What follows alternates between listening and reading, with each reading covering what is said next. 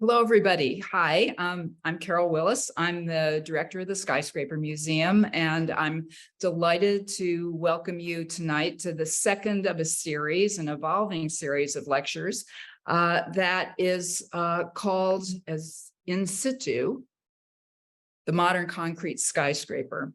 We are going to be in Chicago again for tonight, and we have two of the supreme experts on the Chicago skyscraper to speak to us about structural innovations in that city in the post-war era. But I wanted to show you this page, the landing page from our website for the beginning of the series, because it does show Marina City, where Jeff Goldberg spoke in last week and launched the series within a really stellar talk that you can now see on our website about that pair of towers in concrete in the post-war period. And in this banner, you'll see at the beginning the DeWitt-Chestnut building in Chicago, which is one of the concentrated subjects for tonight's focus. But also you see on the right-hand side, two office towers as opposed to the residential towers, both made of concrete, and show you the more national and international scope of our investigation. So the Pirelli Tower, the third in the line, which will be the subject of a talk in July by Marco Pogasnik, a professor from Venetian University, and then the CBS building, BlackRock, that you see on the far right, in a lecture in August that will be given by Matt Levy, a structural engineer who worked on that project way back in the 1960s. So we are really tapping into what we think is the kind of highest level of knowledge, expertise, and reflection on these buildings in a lineage of concrete that we want to continue to explore, and which will be explored in an exhibition that is being mounted at the museum in the fall, probably around November, about the history of concrete, the kind of hidden history of concrete. And the guest lecturer for, the guest curator for the series is principally Tom Leslie, who is one of our speakers tonight, and collaborating with him again also tonight is Bill Baker. So Tom Leslie, many of you know him well from a larger sphere, but maybe specifically from the Skyscraper Museum as a professor at the University of Illinois in Champaign, in Urbana-Champaign, a author and a kind of a condenser of the history of Chicago as a broad landscape, but in the building typology of the skyscraper. Tom is an architect, but he writes as a historian. He also has written about engineers and a book on Pier Luigi Nervi. And he is just published and just released is his second book, the companion book in the volume that's covering the century of the skyscraper in Chicago, called Chicago Skyscrapers, the first volume being 1891 to 1934, and now this edition, 1934 to 86. So tonight, Tom is going to kind of paint the landscape of post-war Chicago and structural innovations. And then Bill Baker, who is a consulting partner in SOM, where he has been connected with the firm since 1981, so about 4 decades and counting. Bill is, of course, well known to the world of architecture and engineering as one of the world's leading structural engineers.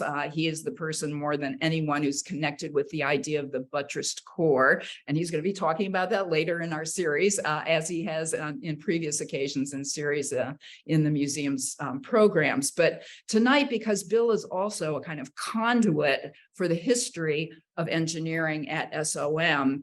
He is going to both do a short presentation on some of the SOM innovations of, especially of Fazlur Khan, and then Tom and Bill will have a kind of conversation about the context for Chicago's creation in this period. So right now I'm going to hand it over to Tom Leslie, invite him to come onto the screen and to share his slides.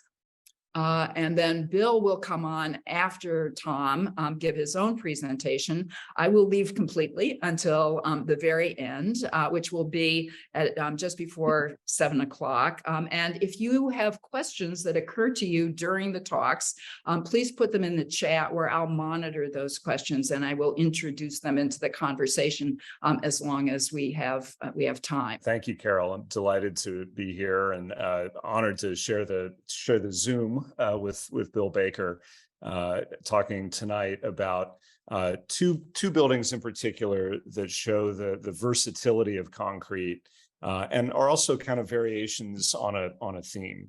The two buildings that we're going to talk about tonight are both Chicago towers. They were both built almost simultaneously between about 1961 and 1965. And they're both considered tube structures or proto-tube structures, a phrase that we'll bandy about quite a bit tonight. The essential idea behind these buildings, though, is that by concentrating the structure on the perimeter of the building, on the skin of the building, you treat the structure basically like a super column. And that has sort of affects both it helps the structure both carry the gravity load, but also helps it better resist the wind load. And I think as we get into it, that'll be a little bit clearer. But just to introduce the two buildings on the left, this is the Brunswick, which was built as a speculative venture, but tenanted by the Brunswick Corporation, among others. You may recognize the name from everything from motorboats to bowling balls. The other building, the Chestnut DeWitt Tower on the right, is an apartment building, a condominium building now. Both of them rely on concrete for their structure, and both of them are tube structures, but as we'll show in slightly different ways that get at both some of the performance aspects of concrete, and also I think show a good sort of comparison, a good compare and contrast story about how architectural or programmatic issues can push or develop structures in slightly different ways. When Bill and I were first talking about how we would do this tonight, we both agreed that the important thing was the architect Myron Goldsmith's involvement in both buildings. Goldsmith was trained as both an architect and an engineer. He was a designer with SOM who sort of walked between both fields, and he trained under both Mies van der Rohe at IIT and briefly Pierluigi Nervi in Rome. So Goldsmith was interested in aesthetics, in structure, in optimization, and his thesis at IIT, The Effects of Scale, is well known for this diagram in particular, where he argues the essential argument of the thesis was that quantitative changes, in other words, making things bigger and bigger, eventually leads to qualitative differences. You can only build a plate girder bridge so long before it begins to lose efficiency and eventually begins to lose performance. And at a certain span, you actually have to switch the type of structure that you're building. And this was picked up on by Goldsmith both in his practice and also by his colleague Fazlur Khan, who produced a similar diagram in this essay, The Nature of High-Rise Buildings, where Khan argued that just like bridges, there are certain structural types that are sort of horses for courses that work best at various building heights. And the ones that we're going to look at tonight are these three that are right in the middle, or really two of them, frame tube and bundled tube, frame tube in particular. And as you can see, these are solutions that begin to take over when simple rigid frames or simple frames with shear trusses or core walls begin to lose their efficiency at around 30, 35, 40 stories. To talk about how these ideas developed, I think it's useful to look at another building by SOM that's just a little bit earlier, also in Chicago. Hartford Insurance was a concrete frame building that, as you can see, relied on concrete for its columns and for its slabs, the floor slabs. If you look closely at the elevations, you can see that the slabs get a little bit thicker as they come into the columns. And what that does is it provides stiff joints that, when you multiply them throughout the frame, allow the concrete to resist not only gravity loads, but also wind loads. So the columns and girders are not just keeping the building from falling down, they're keeping the building from falling over. And one consequence of this sort of approach is that you end up with a lot of columns, a lot of joints. And when you look at the floor plate of Hartford, you realize that if you're trying to plan a flexible office space, you have lots of columns in the way. SOM and their clients throughout the 50s and 60s worked to try to get more and more flexible floor plates. Offices were changing. The need for flexibility, the need for open space was really critical. And so in buildings like this one, the Equitable, which comes just after Hartford and is a parallel building with the two that we're talking about tonight, you can see that the kind of architecture is pushing the structure out to the perimeter, right? Trying to get it out of the working area and away from the core to get sort of 30 to 40 foot spans between the core and the exterior wall that are most useful for office planning. Equitable is really interesting because in some of the reminiscences by engineers and architects working on the later tube structures, the programmatic push to get the structure out of the working areas and onto the exterior had structural consequences, good structural consequences. This is SOM engineer Hal Eingar remembering that as they developed the perimeter frames, they realized that treating the exterior of the building like a shell, Eingar called it a shear shell to begin with, it allowed the building to resist wind basically as a unit, as a system instead of as individual elements. They were able to figure out how much responsibility basically the exterior could take on for the wind load. And they also realized that if they developed those stiff connections, not by making the floor thicker, but by making a spandrel beam on the outside, in other words, an upstand beam that would take up the depth of what was typically an air conditioning cabinet, right, essentially hiding the structure, they could get a lot of the same stiffness and a lot of the same wind resistance that they had been getting with those thicker concrete connections. At the same time, there are other ideas floating around out there. I.M. Pei, working in New York and working with engineer August Commandant, had tried sort of similar structural approaches in his apartment buildings in New York, in particular in Kips Bay Plaza. These are excerpts from a New York Times article where the writer is talking about how Pei is going back to the bearing wall, right? That the wall on the exterior is now where the structure has kind of migrated.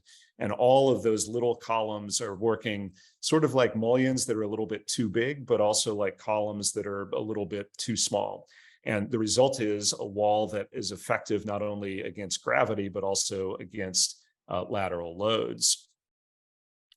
Interestingly, Commandant and Pei also worked on an apartment block, two apartment blocks in Hyde Park on the south side of Chicago, University Apartments, which, as you can see, have the same idea about basically structural mullions that form a shell, or what Eingar would come to call a shear shell on the exterior. This, I think, is important because this is actually the complex that Fazlur Khan lived in. So he would have been very aware as an engineer at SOM of this idea of the exterior, like the return to the bearing wall on the exterior of the building, and how that might impact the way that the building not only stood up, but also resisted wind.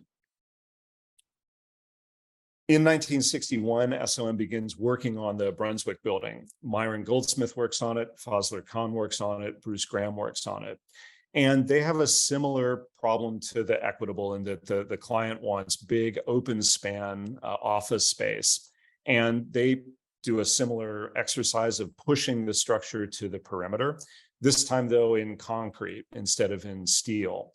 And in an office building, you have a certain about distance between the elevator core and the exterior that you want to hit, usually between 35 and 40 feet. But that core, which is full of fire stairs and elevators and ducts and things, is a very good place to put a lot of concrete, to wrap fire stairs in particular in concrete, which is fireproof, but also can serve as the building's gravity structure and its wind bracing structure in the form of shear walls. So you can see here this model by one of our student assistants on the book project. All of the structure has been distilled either onto the exterior, where heavily reinforced, it forms basically a very perforated shear wall or a very stiff set of girders and columns, whichever one you like. And then it's also distilled on the inside into a set of shear walls that are within the core that give the building stiffness from within as well. When you look at the building in detail, you realize that exterior wall plays the same trick as equitable. There is an upstand spandrel beam that the air conditioning unit is kind of shoved up against, so you don't really notice the structure from the inside. And from the outside, that spandrel beam is set back from the edge of the girder, so that what you read is the sort of skinnier floor slab instead of the thicker spandrel beam. And it's that spandrel beam that provides the really stiff, robust connections that give the shear shell, or as it starts to be called now, the tube, its stiffness, its ability to resist wind in addition to gravity. Kahn wrote extensively on Brunswick and described its performance basically as frame shear wall interaction, that the rigid frame on the outside of the building, what we would now call the tube, is doing some of the work. The shear walls within the core are also doing some of the work. And the way that they work together gave the building its very efficient wind bracing, its very efficient stiffness. DeWitt-Chestnut or Chestnut-DeWitt, it seems to be called both in the literature, had a slightly different set of issues. When it was commissioned by Metropolitan Structures, the same firm that had developed 86880, the Mies van der Rohe glass houses, the really famous ones on Lakeshore Drive. Its site was literally right behind 86880, and Bruce Graham, very big Mies fan, didn't want the project to block the view of 86880 from Michigan Avenue as you're walking out toward the lake. So what he suggested was that the two towers that Metropolitan Structures had planned be combined into one, a tower that's something like 40, 45 stories tall, and also that it be made as skinny as possible to leave 86880 open to views. Now, that created a number of problems. It's a tall, relatively skinny skyscraper for the day, but it also meant that the smaller floor plate really jammed the residential program in there, to the point where when you look at the planning, what you realize is that it had to be kind of a mess, right? It's really kind of a Swiss watch, getting all of the apartments, all of the elevators, all of the fire stairs into place and still leaving enough room for economical apartments.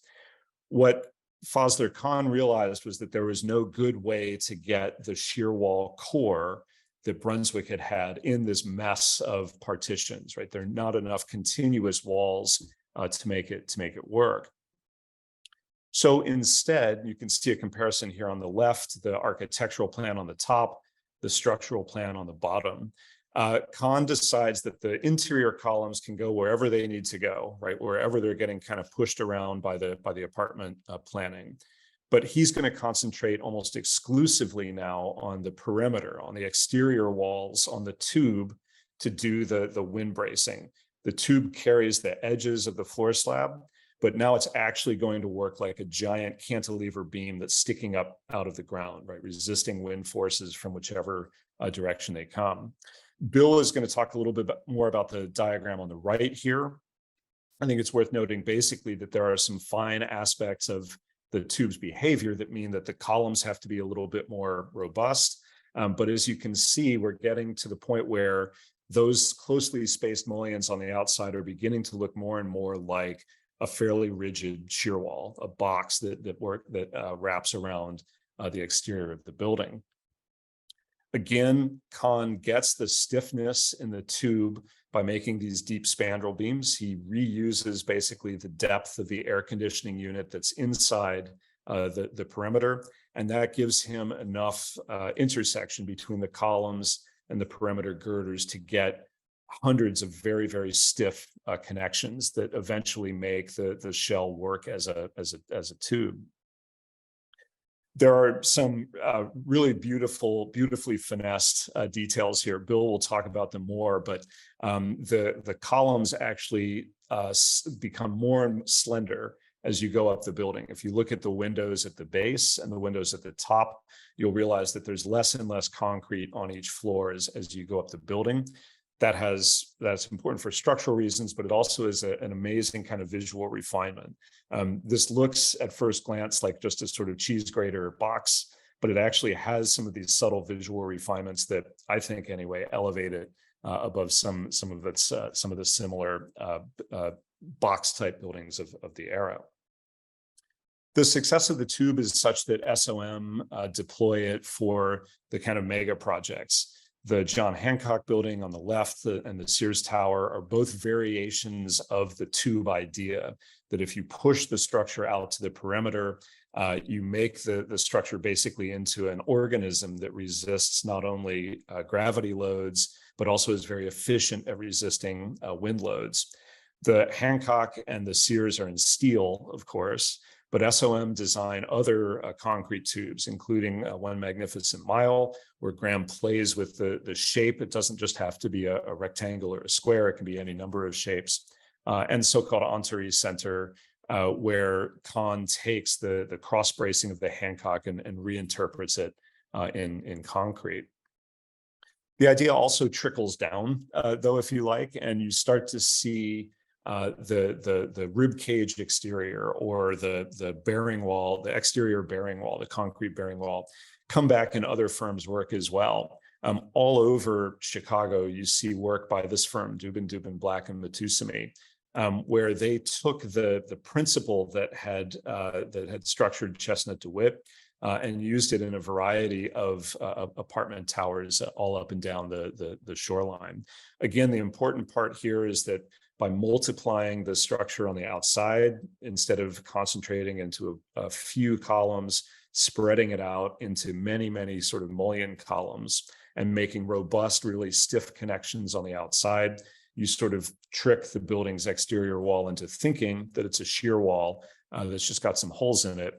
And by wrapping that around the entire building, you create basically a hollow tube that's very efficient, not only at carrying the gravity loads at the edge of the slab, but also the wind loads. So that is a sort of architectural introduction to the tube structure. And I now have Bill come on and present a slightly more detailed engineering history of the tube structures in these cases and some of the finer structural points that Kahn and his colleagues were working with. Thank you, Tom. And I'm going to show some slides that kind of take a bit of what Tom's spoken about as a historian, and I'm going to give you a little bit of my point of view from having worked with several of the players that Tom has mentioned early in my career, and try to interpret what it is they were trying to do and kind of why were they trying to do what they were going to do. So I'll start and show some slides here. Structural engineering innovations in post-war Chicago. The problem was one of trying to do things as efficiently as possible. That's something that engineers generally like to do anyway, is do things as efficiently as possible. And the existing technology that was available in this era was not very efficient. Here's a chart that was for steel, something similar could be done for concrete, where if the wind didn't blow and the earth didn't shake, and all you had to do was hold the floors up in the air, you'd have this line here in the middle called total steel. But actual buildings were using much more material. And so in this process, they were trying to come up with structural ideas that would be very efficient and then making them into architecture. And so here you can see at 100 stories, that the buildings of the day were going off the chart. In reality, buildings like the Hancock and Sears would come in around 30 pounds per square foot, rather than some astronomical building that earlier technologies would have required. And so that brings us back to this very, very important building, this 42-story building near the Meese buildings in Chicago, the DeWitt-Chestnut Tower. And it represented, a step in this process of creating this great deal of efficiency of structure that led to architecture. And here is the floor plate that Tom showed you a version of earlier, where you have this outside tube. We call it a tube. A tube, it's like a box beam, you might imagine, that you might see. And it acts, but it's not a perfect box beam because you have all these holes in there. And all these holes make it a little bit softer, but still it's very, very, very good. And some of the breakthroughs here is they start to look at it in a three-dimensional sense. And they can only do this because of the computer. And so they're doing this innovation, trying to come up with how to model these buildings in such a way to take the advantage of a three-dimensional sense of it. And if you look at the people involved here, you have Fazlur Khan, who was from Bangladesh. He studied at the University of Illinois.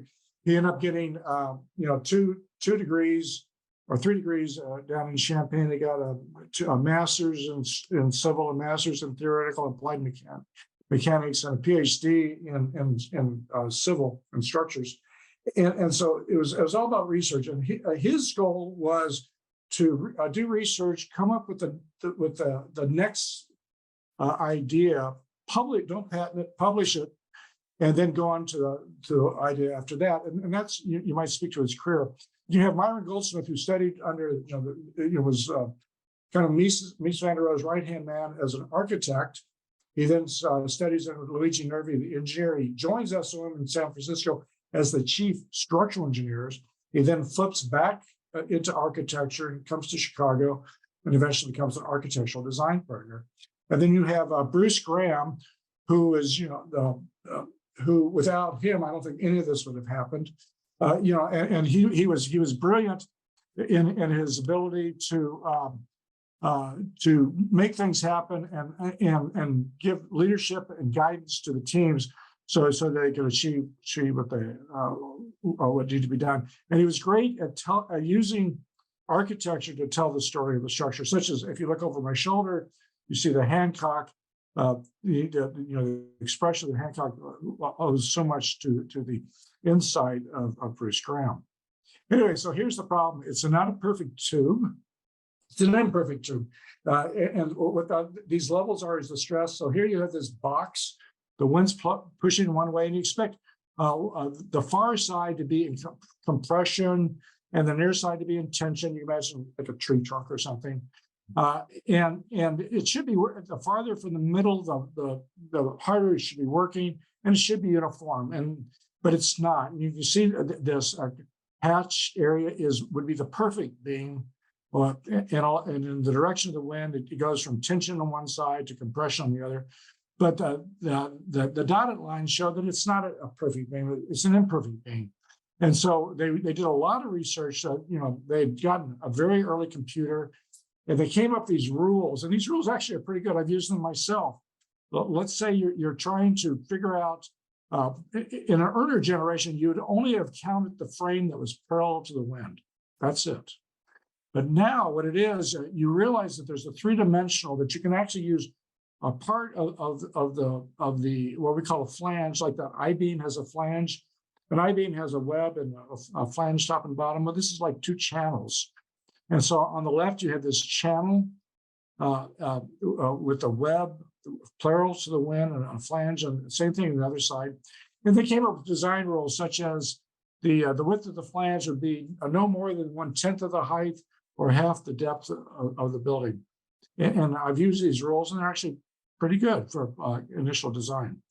And part of that, they could, the computational power was so minimal that you could only put a quarter of the building in the computer, because which is one of the reasons that a lot of the buildings of that era were pretty rational, because that was the limit of the engineer's ability to calculate.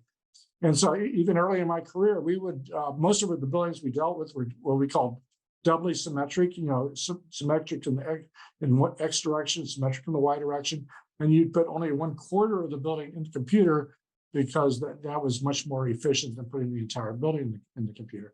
But in any case, so they did a series of parametric studies to figure out how close the beam should be, and how deep the spandrel beam should be in order to be efficient, where it started to approach a tube. And here is this incredibly elegant result that here rendered in concrete. This the DeWitt-Chestnut Tower, and as Tom alluded to, it has this incredible elegance. It was a given that it was going to be beautiful. So what these people were doing was taking structure and making it into architecture. And in the process, you can, as Tom alluded to, the windows get ever so slightly bigger as you go from bottom to top, as the columns get ever so slightly smaller, because at the top, the forces are less. So why do you need to have the same column from top to bottom? What's interesting, behind this building, you'll see the John Hancock Tower. Now, the John Hancock Tower is also a tube. Very, very different. It's what's we call a braced tube or a diagonalized tube. And in a tube, all of the columns kind of move together, not just the corner columns.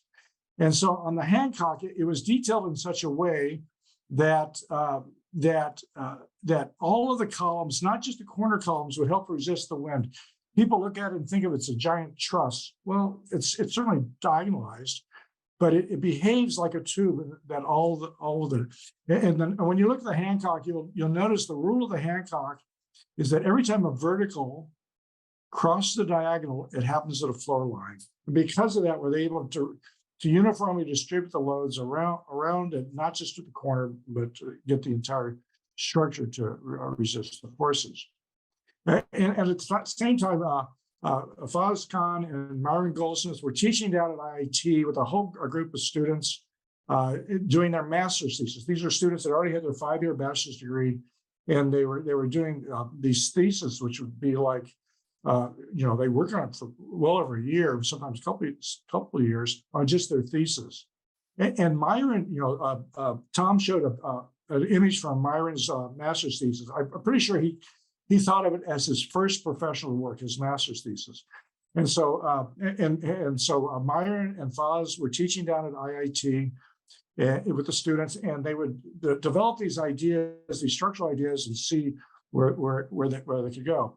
And in the building we just saw, the DeWitt-Chestnut was 42 stories. Well, here is a 92-story master's thesis that was done by a student named Mellon in 1965, the same era. And because it's so wide, they have these walls that go from one side to the other, if you look at that. And you might say this is maybe the precursor of the bundle tube. Or, quite frankly, all those super slender buildings in New York have essentially the same idea, where you have walls going from one side to the other to utilize the entire width of the building to resist the forces of nature in a sense. And by using the entire width of the structure, it's like if someone pushes on you and you spread your feet out, you become more stable. And that's what's going on here. And so, so they were creating these charts, because in Myron's master's thesis, there was his master's, where he borrowed from the ideas of Darcy Thompson, the biologist, and combined it with his own ideas, issues of scale in tall buildings. And as you go from one scale to another, you need to come up with new solutions. And in some ways, we think about these today as like different species of animals, if you will. Imagine you've gone to a natural science museum and you're looking at animals, And certain animals of a certain size have different bone structures or different ways they work. And so, and so we're continually, expanding the vocabulary or the number of species that are available to do these buildings of great height.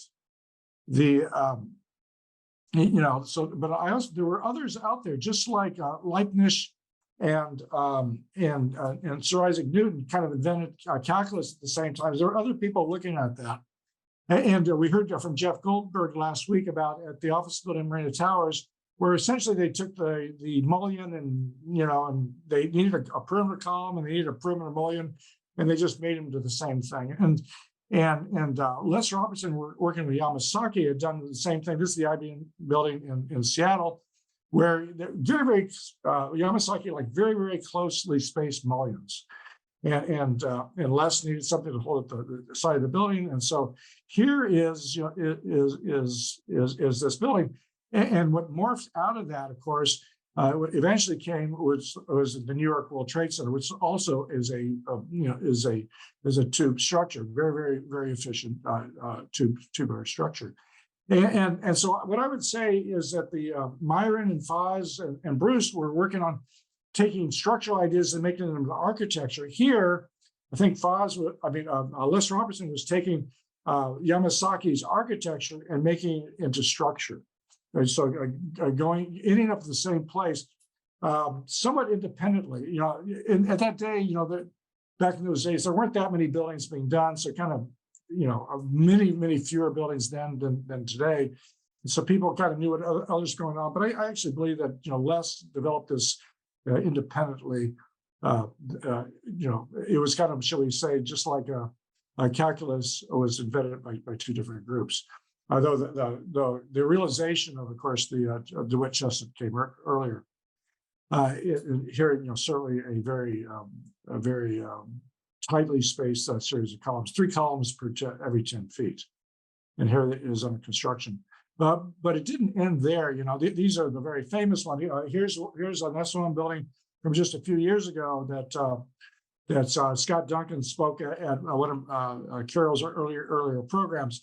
And here the goal was, it's very much like the Brunswick, it's a tube and a tube, but it was to actually for energy efficiency. Why not have closely spaced columns that give you a lot of shading on the building, and you take advantage of the very, very high efficiency of having a perimeter tube, and it becomes much more complex. You have a concrete core, you have steel floor framing, and then concrete encased steel on the perimeter. And here it is going into construction. And what you see here is where the structure and the architecture are identical.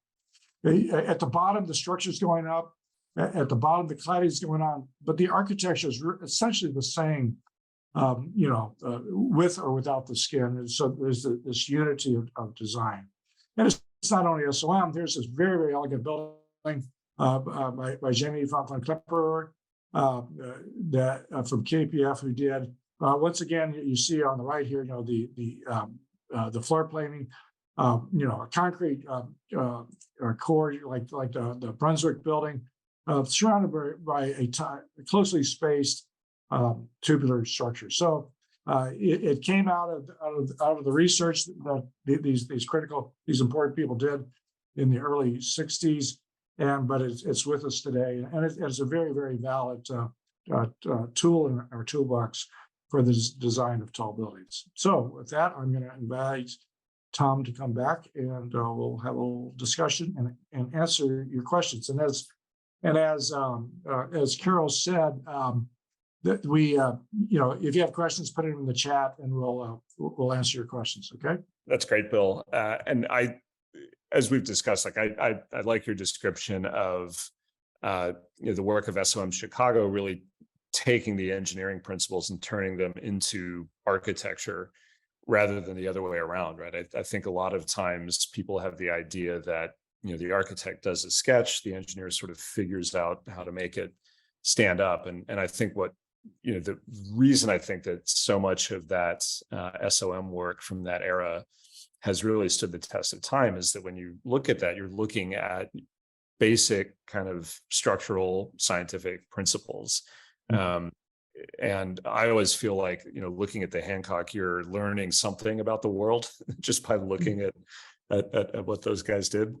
I think to start our discussion, I mean, since these webinars are all in the service of this show that we're working on concrete skyscrapers, I think it is worth asking. We looked at some steel tubes and we looked at some concrete tubes.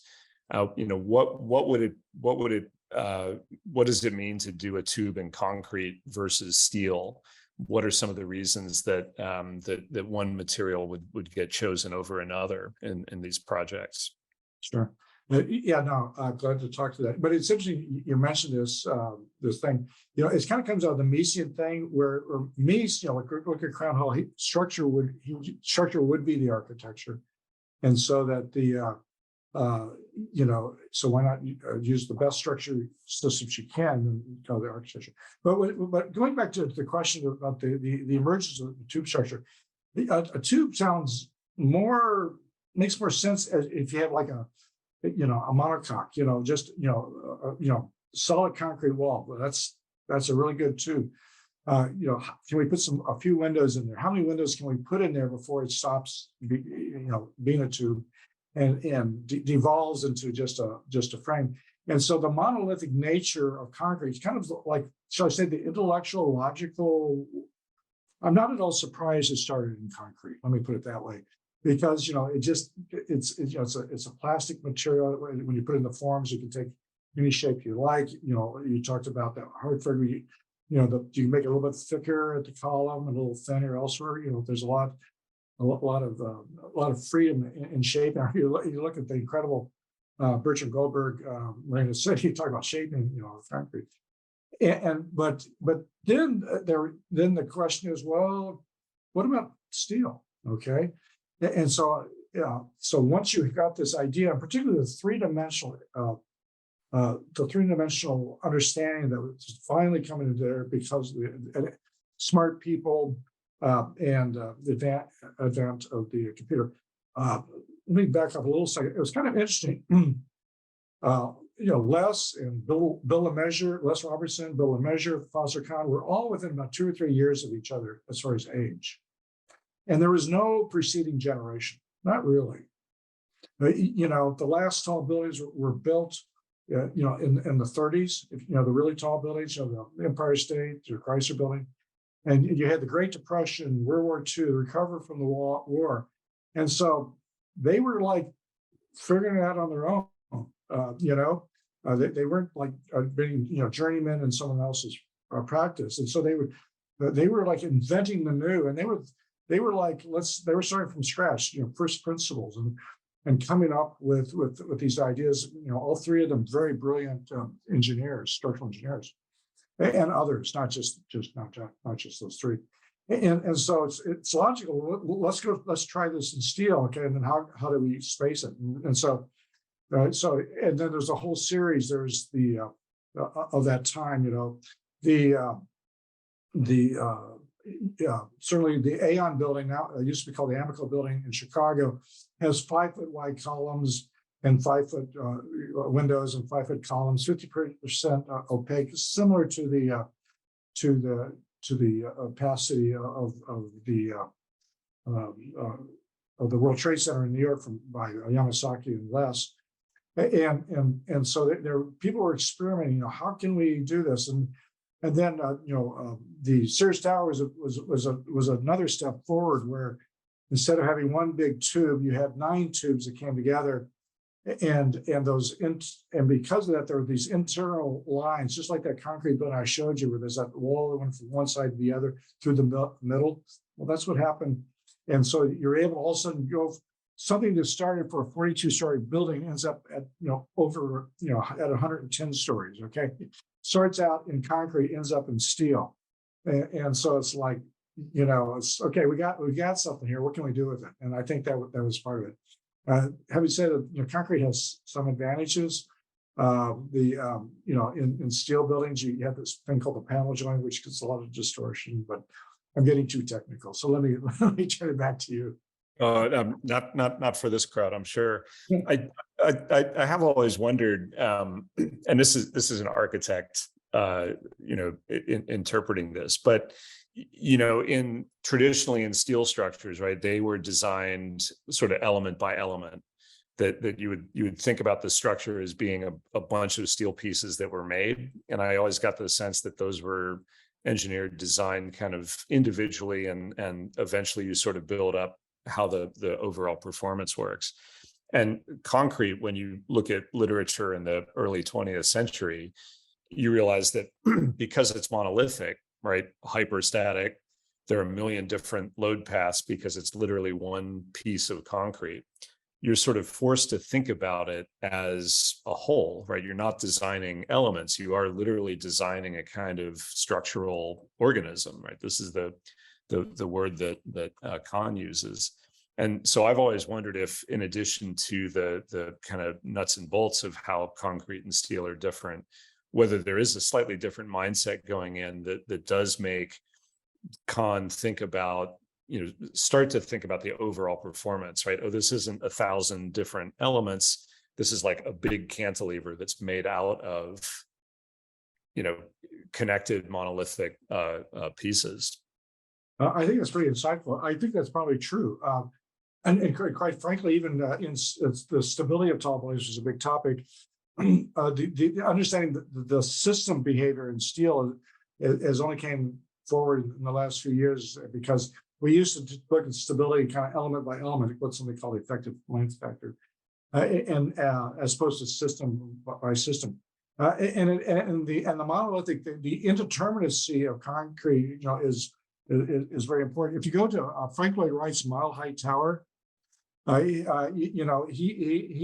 lists a series of 11 or 12 names. It lists one architect, Louis Sullivan, my Liebermeister, and he lists the rest of the names are either 2 or 3 people who had the original patents on reinforced concrete, and then a bunch of storage engineers, Roebling, Maillard, and 3 engineering professors. A guy, Briggs from Princeton, Hardy Cross from Illinois, and I can't remember his name right now, from Berkeley. And all 3 of them were doing research into indeterminate structures, because Frank Lloyd Wright's architecture was somewhat limited by the engineer's ability to calculate these indeterminate structures. Where the heck are the forces going in this monocoque or this monolithic? There goes the lights again. Structure that they're in, and so this was, and that was 1956. But I think that's when Frank Lloyd Wright had his Mile High Tower proposal, and so that's this era. Reinforced concrete was limited by the computational power of the engineer. And so this was a very important breakthrough, and I'd be curious what Mies thought of it. Quite frankly, I maybe in your research you could try to find out. He was generally pretty taciturn. He avoided talking about other architects' work, which was probably wise politically, but for a historian, you really like a little more juice, right? You'd like to know some of that.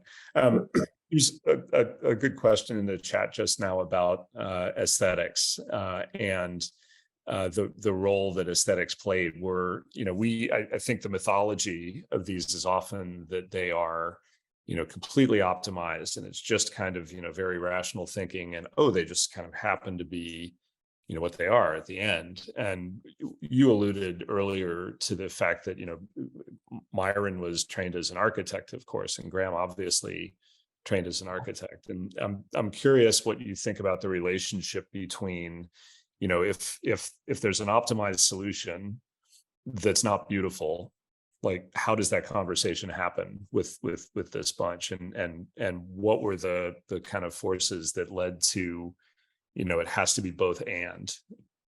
Well, it was definitely both and, and a lot of times the original structural solution may not be beautiful, may not be worthy of architecture. And how did they get there? Well, they studied it pretty hard. if you look over my shoulder here at this image of the Hancock, there's a whole lot of conversations going on here. What do they express? What do they don't express? How does it come together? I remember working with Myron on in Chicago. There's the McCormick Convention Center, has a cable roofs, and I was the engineer on the roof, and so I was working on the cable structure and the pylon. And so Bruce asked, and Myron was already retired. Bruce asked Myron to come in and look at the pylon, and he would have, I don't know, it's like a dozen models, each one so slightly different than the one next to it, and he would just stare at them.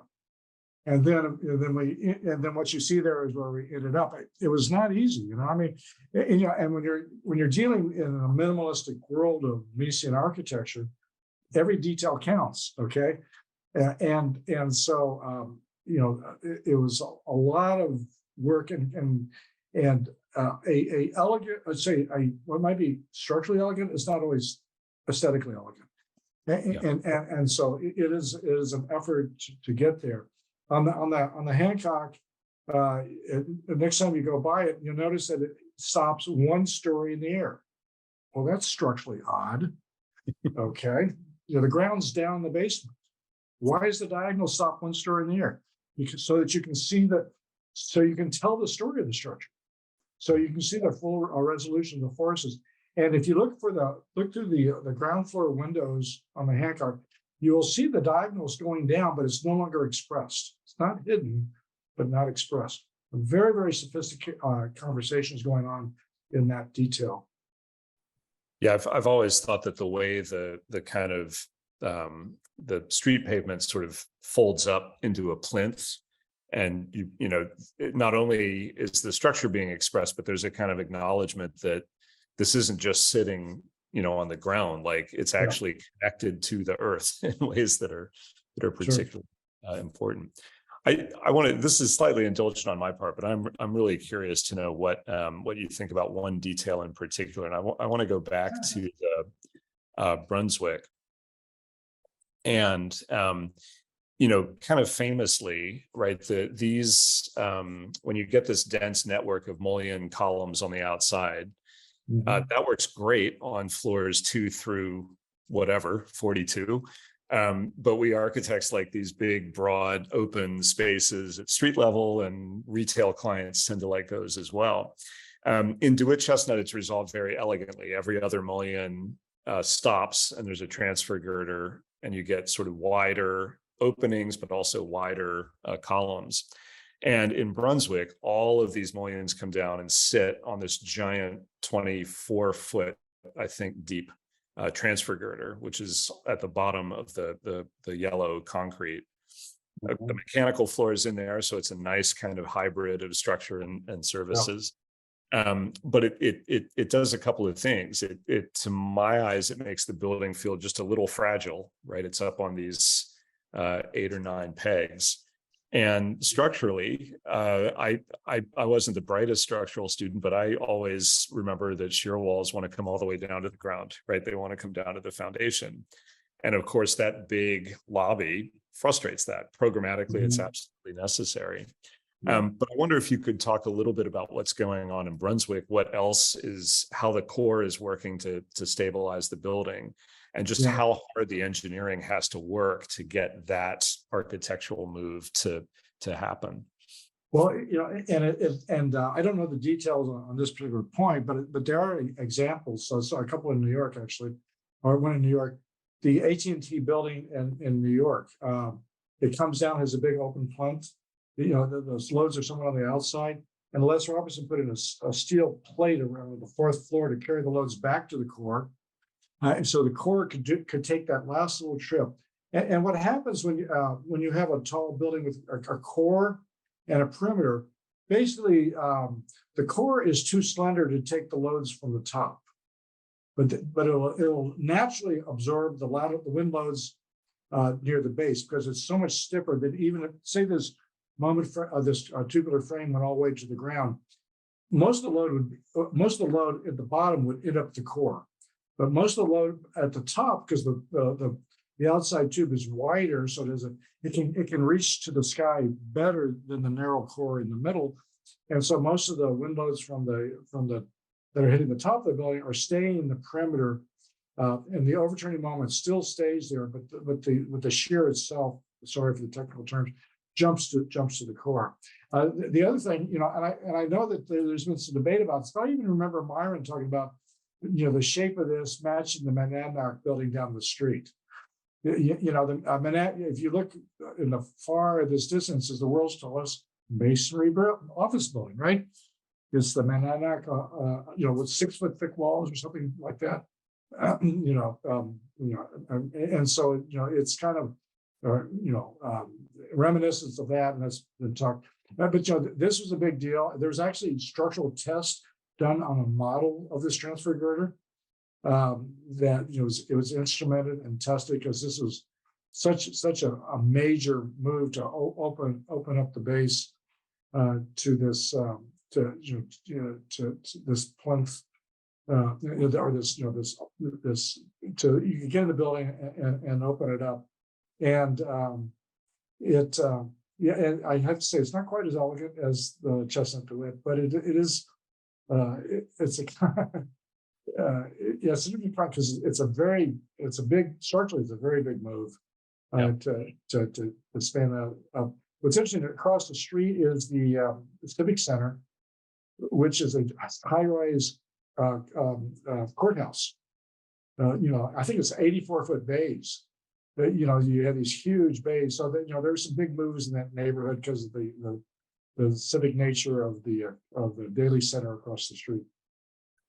Yeah, that's true, and surely opening up that ground level, because when you come out of the elevators in Brunswick, you're looking across the street at the Daily Center, at the Picasso. One of my favorite finds in doing research on this was, you're right that Myron constantly was being asked and coming up with a variety of answers about the curve at the bottom of the building. And sometimes he just says, well, look, we didn't want it to just land flat, right? We just wanted it to be elegant. We weren't thinking about the Monadnock. Other times he says, oh yeah, sure, it came right out of the Monadnock. We were looking at that. But to me, the most interesting thing that he said about it was that he understood that the Monadnock is a masonry skyscraper, but that it has a steel frame inside of it that's holding up a lot of the interior, and that is cantilevering the bay windows out from beyond the masonry walls. And so Goldsmith, I think, cheekily once said, well, the Monadnock is kind of a tube structure, right? It's got a solid skin around it that very clearly is doing most of the gravity load and wind load. Mm-hmm. And it has this much more delicate steel structure inside that's holding up the middle. So there's continuity, not just going forward, but also maybe going backward as well. And this was definitely a team sport. You had Myron, you had Fazlur Khan, you had Bruce Graham, Hal Langar. There are many people involved in this kind of. They were creating new architecture through the creation of new structure. Yeah. As we approach the last minutes of this hour, and so midnight will strike, Big Ben will strike, and Bill will turn into a pumpkin, I guess. And I know Tom has to catch a train, but there's one question that we've gotten from Joseph Langling about PSI of concrete. What was available in SOM Chicago projects compared to today, and would buildings appear much different today because of the higher strength? Now that I'd like to expand that question into concrete and Chicago's context, innovation, and how limiting. Bill, you talked about the computational constraints in the 1960s. How limiting was the material itself at the time, or how was Chicago different and better than other urban contexts? Well, it was quite interesting. As far as the strength, I'd have to look it up, but it was like maybe 3,000, 4,000, 5,000 PSI concrete, not terribly strong by today's standards. But there was a very, very good concrete supplier in Chicago named material service that was owned by the Crown family, Crown Hall, IIT. They also owned General Dynamics. They were doing nuclear submarines and concrete. Okay, and so they were doing a tremendous amount of research and measuring these buildings for over many years. They were very active in not in the mixed designs. You know, how do you create a really good concrete, but also how to behave over time. So a lot of the buildings were instrumented. Northwestern University was very heavily involved in some of this stuff. And we had a really good quarry called the Thornton Quarry on the south side of Chicago. Okay. And it was, and actually Lester Crown once told me he worked there as a teenager or something down at the quarry. Anyway, it has really good limestone rock, really stiff. And so when I did a building, we call 401 North Wabash, it was a pretty tall building there in Chicago. It was a world's tallest concrete residential for a few short period of time. Anyway, so we specified that the aggregate had to come from the Thornton Quarry because we knew that we'd have really stiff concrete. And so it was, we were pretty blessed. And then there was this a really good concrete contractor called McHugh, who's still around. We work with them all the time. And so we were kind of blessed in that Chicago, you could do concrete and steel were both very viable options for any tall building. And sometimes, depending on who was busy and who wasn't busy, you might switch, material, after you already mostly designed it. Okay, and you'd have to go back and redesign. Well, it is just past 7 o'clock, and we have just begun to scratch the surface of this project. So this was really a terrific discussion, and I think we could do 3 or 4 more sessions just on the Chicago context and take the dissemination of the tube strategy, let's say, into certainly residential architecture, as Tom was pointing out to us, very broadly by other firms. And I have to say that in some of our pre-calls, that when we were, batting around this ball and thinking, well, what are the important points that we wanted to discuss? I was pretty much of a complete innocent in the discussion, and I said, well, why was this tube more widely adopted in concrete? Why wasn't it ubiquitous? And Bill said, well, it was. So that is a topic that we will continue to explore, because it is, after all, the thesis of this investigation that we're doing into the fall, that we just haven't told the history of concrete in a way that equals that of our narrative through line about steel and a century of steel. But we look around the world today, the tallest buildings in the world, and indeed most of the buildings in the world, are built of concrete. And I will mention that the European context is principally concrete, as Tom well knows, and that we'll begin to explore that with the talk on the Pirelli Tower by Marco Pogancic in our July session. So everybody come back and watch our website for all the new offerings, and please offer your ideas about how we can expand the program too. So we couldn't have a more expert conversation and presentation than tonight. So Tom, thank you. Catch your train. Bill, let the lights go out tonight in London, and enjoy your vacation. Thanks for joining us tonight, and thank everybody for joining us tonight. See you next time. Thank you, Carol.